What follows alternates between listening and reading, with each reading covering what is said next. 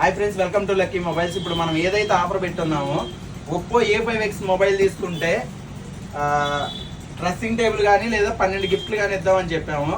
Brother వచ్చేసి ఎక్కడి నుంచి వచ్చాడు? దర్శి లోకల్ శివాజీనగరం నుంచి వచ్చాడు.